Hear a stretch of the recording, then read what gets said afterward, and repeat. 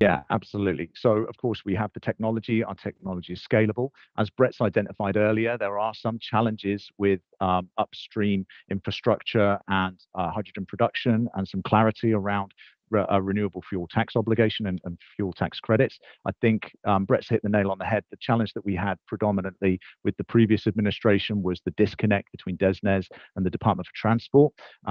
It would make sense if the new government can address this disconnect and maintain, in order to achieve their ambitious fully renewable grid by 2030, which is indeed very much ambitious, and it'll be a credit due to them if they are able to achieve that 100%.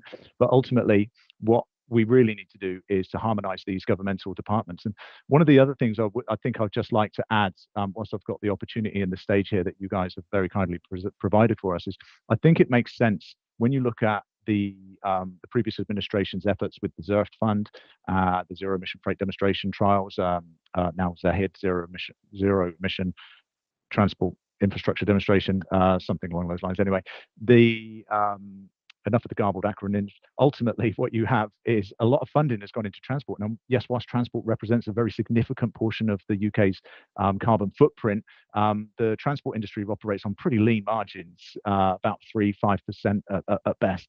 And what I'd really like to see is, rather than throw a large amount of money at technology trials, which is important, don't get me wrong, once that technology is matured and demonstrated and proven to work, then what I'd like to see the government do is back up, especially with recent hike in interest rates, offer low interest bearing credit loans, long-term low interest bearing loans that help stretch us to that net zero 2030 target or 2050 target, that enables companies, and whether that's a plant hire company or a construction company or an individual business, opportunities to invest in low carbon technology. And I'm a proponent for decarbonisation, not just hydrogen. I'm technically adept for hydrogen, but of course, what I'd really like to see is low interest bearing loans made available by the government to anybody, any business who is looking to embrace in low carbon technology. Because if you can get the momentum behind the industry, whether that's transport, construction, agriculture,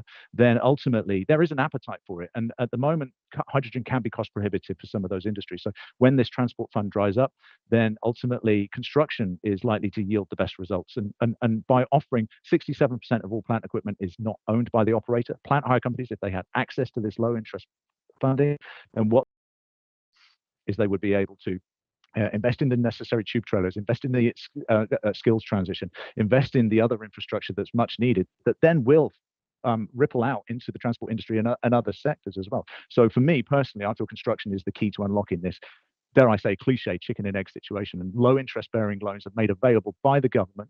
So if anyone's listening, please give me a call. I'll be happy to discuss this all night long.